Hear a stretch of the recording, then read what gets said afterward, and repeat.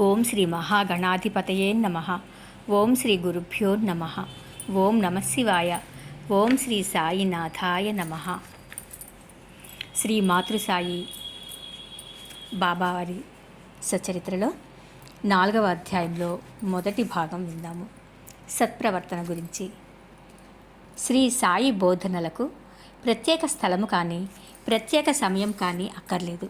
సందర్భము అవసరాలను బట్టి వారు నిత్యము భక్తులు సత్ప్రవర్తన అలవర్చుకోవడానికి తమ బోధనలను సూక్ష్మంగా వారికి అర్థమయ్యి ఆచరించేలా విడమరచి ఉదాహరణలతో సహా చెప్పేవారు. భక్తుల ఈ ఉపదేశాలను మనస్సునందుంచుకుని పాటిస్తే వారు తమ ఒక్కొక్క చెడు అలవాట్లను దూరం చేసుకోగలరు. అంతేకాక బాబా భక్తుల మనస్సులు బాధపడేలా కాకుండా ఎంతో వివరంగానూ చాలా తేలికగానూ ఈ ఉపదేశాలను చెప్పేవారు. దీనివలన భక్తులు ఎంతో మేలు పొందేవారు. బాబా షిరిడీ విడువనప్పటికీ భక్తుడు ఎక్కడున్నా తన బాధ్యతను నిర్వహించేవారు. కొందరికి సాధారణ రూపంలోనూ, కొందరికి కలలలోనూ, మరికొందరికి పగలు కానీ రాత్రి కానీ కనిపించి ఏదో ఒక రూపంలో వారికి ఉపదేశాన్నిచ్చి వారిని సన్మార్గంలో నడిపించేవారు. అటువంటి కొన్ని ఉదాహరణలను ఇప్పుడు తెలుసుకుందాం. ఒక్కొక్క ఉదాహరణకు ఒక్కొక్క నీతి, సత్ప్రవర్తన మనకు కనిపిస్తాయి. మనం కూడా నిజాయితీగా మనలో ఉన్న చెడు ఆలోచనలను, చెడు ప్రవర్తనను గుర్తించి వాటిని మానుకుని మంచి మార్గంలో నడవడానికి ఈ కథలు మనకెంతో ఉపయోగపడతాయి. నామ సప్తాహం గురించి. గొప్ప సంకల్పంతో భగవన్నామం స్మరిస్తే ఎంతో మంచిది. అప్రయత్నంగా నామాన్ని జపించినా, తెలియకుండానే నోటితో ఉచ్చరించినా ఆ ప్రభావం ఉంటుంది. అంతఃకరణ శుద్ధికి నామజపానికి మించిన సాధనం మరొకటి లేదు. నామ సంకీర్తనకు స్థలము, సమయములతో నిమిత్తం లేదు. నామ సంకీర్తన వల్ల సకల పాపాలు తొలగిపోయి సద్గుణ సంపన్నులవుతారు. నేడు వాడవాడలా, పల్లె పల్లెలా ఓం సాయి, శ్రీ సాయి, జయ జయ సాయి అనే ద్వాదశాక్షరి మంత్రం ఏకాహములు, సప్తాహములు జరపబడుతూ భక్తులను పునీతులను చేస్తుంది. కాబట్టి నోటిలో సాయి నామం, చెవులలో సాయి శబ్దం, హృదయాలలో సాయిపై ప్రేమ ఉంటే వారి యోగక్షేమాలు సాయే వహిస్తారు. బాబాకు భగవన్నామస్మరణ అన్న, సంకీర్తన అన్న చాలా ఇష్టం. భక్తులకు బాబా నామమహిమను చెప్పడమే కాక బాబానే ఎప్పుడు అల్లా మాలిక్ అంటే అల్లాయే యజమాని అంటుండేవారు. ఒక్కొక్క యుగానికి భగవంతుడిని చేరడానికి ఒక్కొక్క ధర్మం ఉంటుంది. కలియుగంలో భగవన్నామస్మరణే భగవంతుని దగ్గరకు మనని చేర్చేది. అందుకే బాబా ఎప్పుడూ భగవన్నామస్మరణను ప్రోత్సహించేవారు.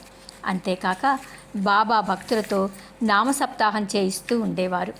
నామసప్తాహం అంటే 7 రాత్రింబగళ్ళు ఆపకుండా భగవన్నామస్మరణ చేయడం. ఆ విధంగానే ఒకసారి బాబా దాసగణును నామసప్తాహం చేయమన్నారు. అప్పుడు దాసగణు సప్తాహం ముగిసే లోపల విఠలుడి దర్శనమవుతుందని బాబా హామీ ఇస్తే నామసప్తాహం చేస్తానని సమాధానమిచ్చాడు. అప్పుడు బాబా తన గుండెల మీద చెయ్యి వేసుకుని ఎక్కడ భక్తి, ప్రేమ భావాలుంటే అక్కడ విఠలుడు తప్పనిసరిగా దర్శనమిస్తాడని అభయమిచ్చారు. అంతేకాక విఠలుని పండరీపురము, శ్రీకృష్ణుని ద్వారకాపట్టణము షిరిడీలోనే ఉన్నాయని, ఎవరూ ఎక్కడికి వెళ్ళవలసిన అవసరం లేదని, భక్తుని భక్తి ప్రేమలకు భగవంతుడు తప్పనిసరిగా లొంగిపోతాడని చెప్పారు. బాబా చెప్పిన విధంగానే దాసగణుకు షిరిడీలోనే విఠలుడి దర్శన భాగ్యం కలిగి అతని కోరిక నెరవేరింది. అంతేకాక కోరకుండానే కాకాసాహెబ్ దీక్షిత్కు ధ్యానంలో ఉండగా విఠలుడి దర్శనమయ్యింది. ఆ తరువాత అతను బాబా దర్శనానికి వెళ్ళినప్పుడు దీక్షిత్ ఏమీ చెప్పకుండానే బాబానే దీక్షిత్కు ధ్యానంలో విఠలుడి దర్శనమవ్వడం గురించి అడిగి విఠలుడిని దృఢంగా పట్టుకుని ఉండాలని, ఏమాత్రం అజాగ్రత్తగా ఉన్నా ఆయన పారిపోతాడని దీక్షిత్కు సలహానిచ్చారు. కోరకుండానే విఠలుడి దర్శనమివ్వడమే కాక ఆ సంగతి చెప్పకముందే బాబానే సర్వం చెప్పి విఠలునిపై దృఢభక్తిని ఏ విధంగా పెంచుకోవాలో సలహా ఇచ్చినందుకు దీక్షిత్ ఎంతగానో ఆనందించాడు. ఇది జరిగిన రోజే దీక్షిత్ ధ్యానంలో దర్శనమిచ్చిన విఠలుడి ఫోటోలు అమ్మకానికి వచ్చాయి. వాటిని చూసిన దీక్షిత్ ఎంతో ఆశ్చర్యానందాలతో ఆ ఫోటోను కొనుక్కుని తన పూజామందిరంలో ఉంచుకుని విఠలునిపై స్థిరభక్తిని, బాబా మాటలపై నమ్మకాన్ని పెంచుకుని లాభం పొందాడు. ఈ రకంగా బాబా తన భక్తులలో నిజభక్తిని పెంచి వారికి భగవంతునిపై స్థిరభక్తి కలిగేలా చేసేవారు. ఇక రామనామం గురించి, భగవన్నామస్మరణలో ఉన్న ప్రాముఖ్యాన్ని బాబా ఏ రకంగా ప్రోత్సహించేవారో తెలుసుకున్నాం కదా. ఇప్పుడు మనకి ఏదైనా ఒక మంచి ఆలోచన కలిగితే దానికి బాబా ఏ రకంగా ప్రోత్సాహాన్నిచ్చి మన పని సఫలమవ్వడానికి ఏ విధంగా తోడ్పడతారో ఇప్పుడు తెలుసుకుందాం. ఒక బుధవారం షిరిడీలో ఉండగా హేమాడ్ పంతుకు ఒక మంచి ఆలోచన వచ్చింది. అదేంటంటే మర్నాడు గురువారం, శుభమైన రోజు. అటువంటి రోజున పవిత్రమైన షిరిడీలో ఆ రోజంతా పావనమైన రామనామస్మరణతో గడిపితే మన బుద్ధి, మేధాశక్తి అభివృద్ధి చెందుతాయని భావించాడు. రామనామస్మరణ దీనులను రక్షిస్తుంది, ఆపదల నుంచి కాపాడుతుంది. ఒక్క రామనామస్మరణ కోటి లాభాలను కలిగించడమే కాక కోటి విఘ్నాలను తొలగిస్తుంది. అందుకనే హేమాడ్ పంత్ రామనామస్మరణ చేయాలని సంకల్పించుకున్నాడు. బుధవారం రాత్రంతా హేమాడ్ పంత్ అదే ఆలోచనలతో పడుకున్నాడు. మర్నాడు పొద్దున లేస్తూనే రామనామస్మరణ అప్రయత్నంగా గుర్తుకొచ్చింది. దానితో అతను ఎంతో సంతోషించి లేచి కాలకృత్యాలు తీర్చుకుని పూలు తీసుకుని బాబా దర్శనానికి బయలుదేరాడు. మనసులో రామనామ జపం సాగుతూనే ఉంది. అతను ద్వారకామాయ దగ్గరకు వస్తుండగానే బాబా ముందర ఔరంగాబాదు నుంచి వచ్చిన ఒకతను ఏకనాథ్ మహారాజు రచించిన గురు కృపాంజన పాయే మేరే భాయి అనే పాటను పాడుతున్నాడు.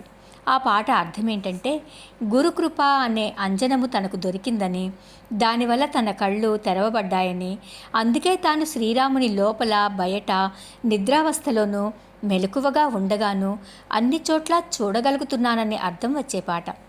ఎన్నో పాటలుండగా హేమాడ్ పంత్ అక్కడికి చేరే సమయానికి ఆ భక్తుడు రామనామ మహిమను తెలియచేసే పాటను పాడటం బాబా చేసిన ఏర్పాటే. హేమాడ్ పంత్ తను రామనామస్మరణ చేయాలనుకుంటున్న సంగతి బాబాకు చెప్పకపోయినప్పటికీ బాబా ఆ సంగతిని గ్రహించడమే కాక అతనికి కలిగిన సదాలోచనను ప్రోత్సహించి అతనిని ఉత్సాహపరచడానికే ఈ ఏర్పాటు చేశారు. భక్తి ప్రేమలతో, మంచి మనస్సుతో, మంచి ఆలోచనలతో బాబాకు సర్వస్వ శరణాగతి చేసిన వారికి బాబా పదే పదే సహాయపడుతూనే ఉంటారు. ఇందులో మన మంచి ఆలోచనను ప్రోత్సహించడమే కాక నామస్మరణలో ఉన్న మాధుర్యాన్ని, మహిమను, దాని వలన భక్తుడు పొందే లాభాన్ని కూడా తెలియజేశారు. ఈ రకంగా బాబా మనకు కలిగిన సద్భావనను ప్రోత్సహించి దాని ఫలితాన్ని మనం పొందడానికి తోడ్పడేవారని ఈ కథ ద్వారా తెలుస్తోంది. ఇక భజన సమాజం. ఇప్పటి వరకు భగవన్ నామస్మరణ ప్రాముఖ్యాన్ని, దాని వలన పొందే లాభాలను తెలుసుకున్నాం. అయితే ఈ నామస్మరణను భగవంతుని కొరకే కాక జీవనోపాధిగా మలుచుకున్న ఒక భజన సమాజానికి బాబా వారిలో ఉన్న దురాశను ఏ రకంగా తొలగించి వారికి మేలు చేశారో ఇప్పుడు తెలుసుకుందాం. 1916వ సంవత్సరంలో మద్రాసు భజన సమాజం ఒకటి కాశీయాత్రకు బయలుదేరారు. దారిలో వాళ్లకు షిరిడీలో సాయిబాబా అనే యోగి ఉన్నారని, వారు ప్రశాంతంగా ఉండి ఉదారంగా డబ్బులు పంచిపెట్టడమే కాక కళాకారుల యోగ్యతలను బట్టి సత్కరిస్తుంటారని విని బాబా తమకు కూడా ఏదో ఒకటి ఇవ్వకపోతారా అన్న ఆశతో షిరిడీకి వచ్చారు. ఆ బృందంలో ఒక పురుషుడు, అతని భార్య, కూతురు, వదిన గారు ఉన్నారు. వాళ్ళు బాబా ముందర మంచి మంచి పాటలు పాడి భజనలు చేశారు. కానీ లోపల డబ్బు కోసం ఆశపడుతున్నారు. అతని భార్య మాత్రం అటువంటిది కాదు. ఆమెకు బాబాపై ప్రేమ, గౌరవం కలిగాయి.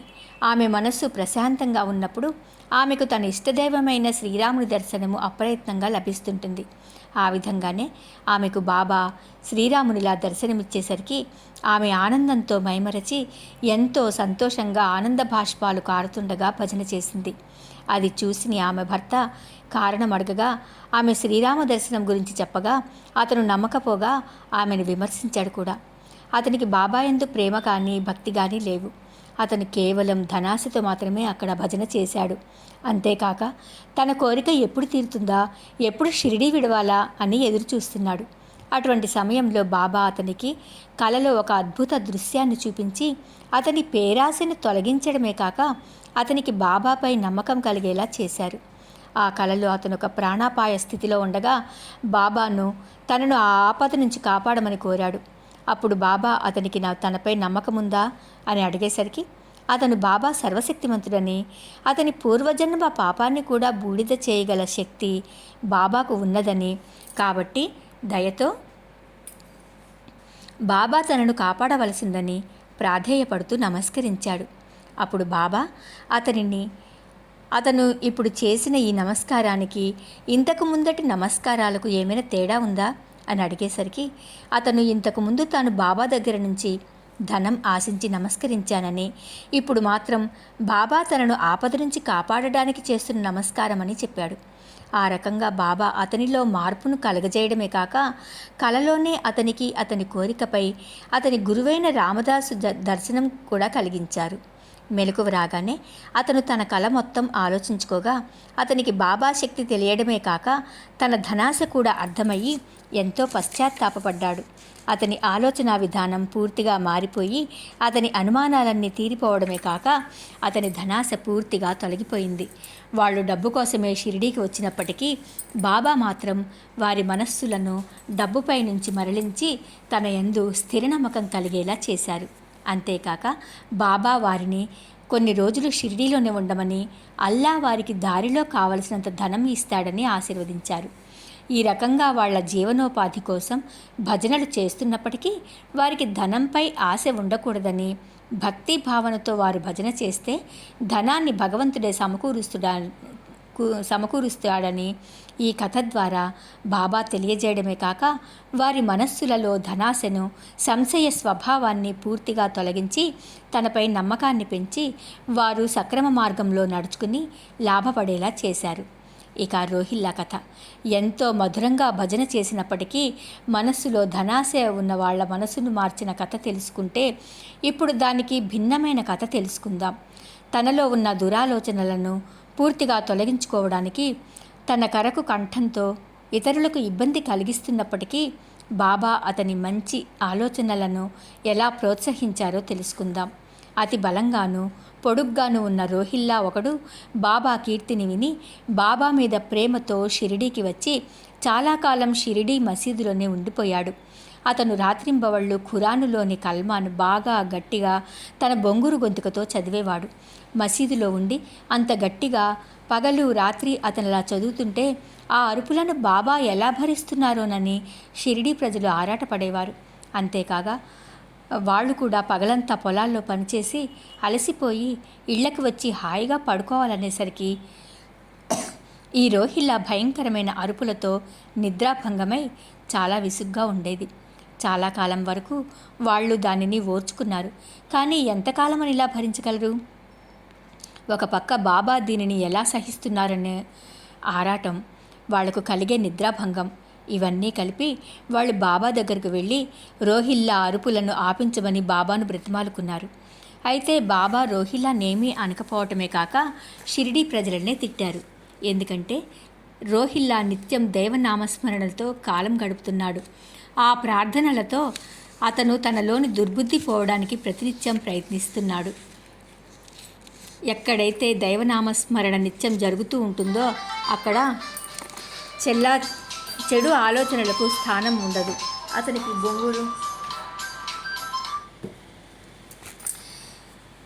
అతనిది బొంగురు గొంతే కావచ్చు. అతడు భయంకరంగా అరుస్తుండవచ్చు. దీనివలన షిరిడీ ప్రజలకు నిజంగానే అసౌకర్యంగా ఉండవచ్చు. ఇన్ని లోపాలున్నప్పటికీ అతనిది సదుద్దేశము. దానివలన అతను మంచి మార్గంలోకి రాగలుగుతాడు. కాబట్టి బాబా అతని ప్రయత్నాన్ని సమర్థించారు.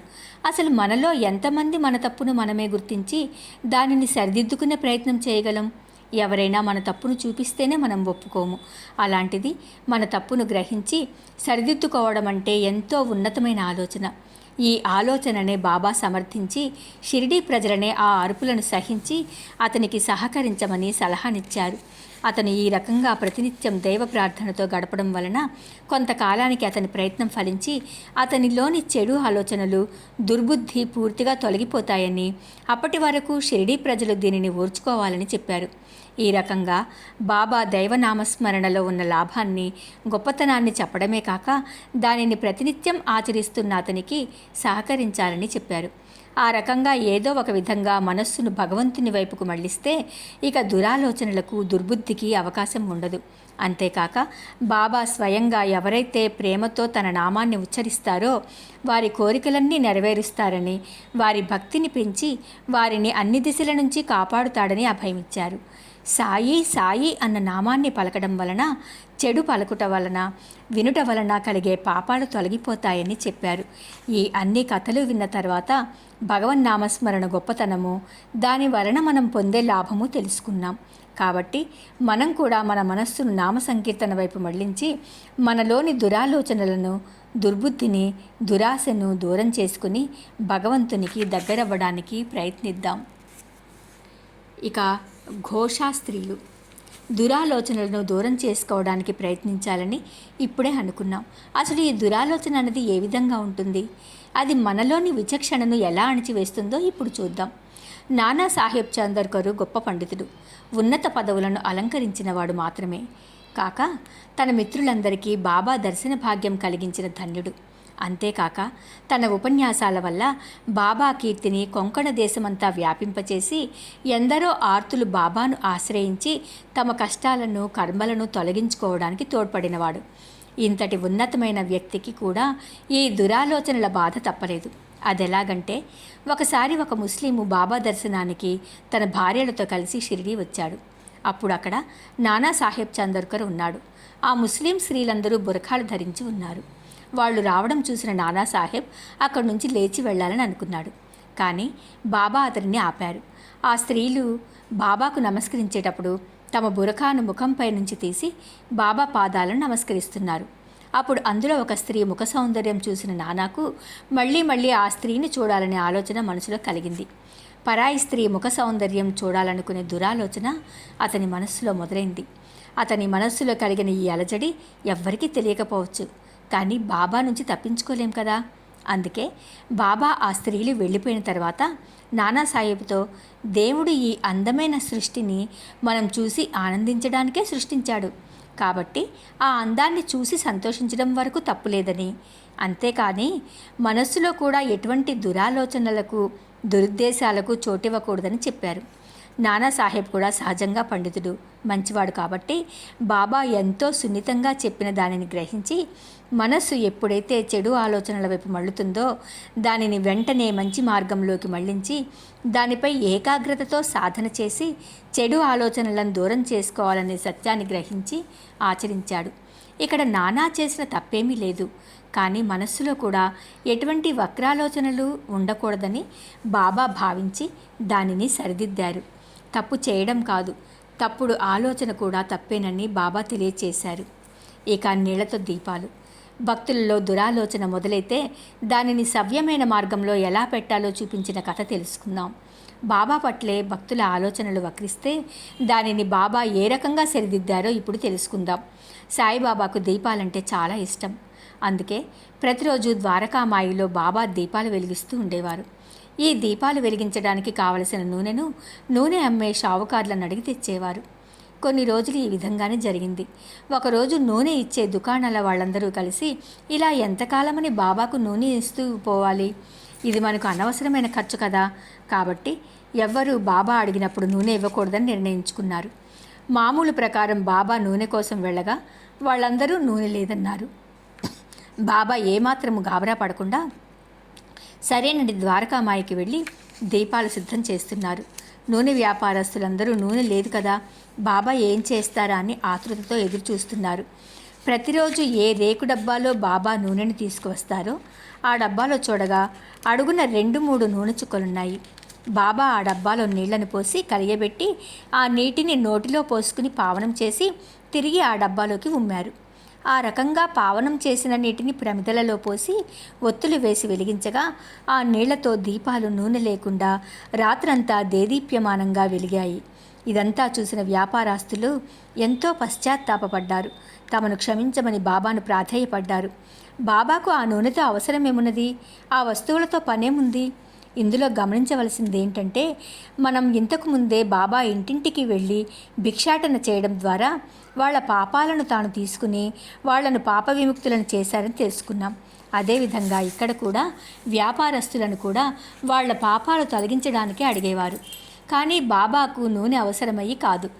ఈ సంగతిని గ్రహింపలేక వారు తామేదో బాబాకు సహాయపడుతున్నామని, ఇక తాము నష్టపోకూడదని అనుకున్నారు. ఇలాంటి దురాలోచన వాళ్ళ మనసులలో కలిగిన వెంటనే బాబా వాళ్ళ కళ్ళు తెరిపించారు.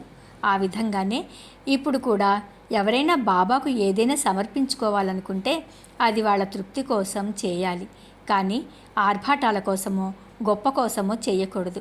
అంతేకాక తాము సమర్పించుకునే దానిని భక్తి ప్రేమలతో సమర్పించాలి, కానీ దాని వలన బాబాకు తామెంతో సేవ చేశామనే భావన మనసులోకి కూడా రానియకూడదు. మనం ఏ రూపంలో బాబాకు ఏమి సమర్పించినా అది మన పాపకర్మలు తొలగించేదో లేకపోతే మనం భగవంతునికి మొక్కిన మొక్కు తీర్చుకోవడమో అవుతుందే తప్ప మనం బాబాకు చేయగలిగినదేమీ లేదు, ఒక్క భక్తి తప్ప. ఈ నిజాన్ని గ్రహించి బాబా దగ్గర నిజస్థానం పొందగలగడం ఒక్కటే మనం చేయవలసింది. ఓం శ్రీ సాయినాథాయ నమః. సర్వం శ్రీ సాయినాథ దివ్య చరణారవిందార్పణమస్తు.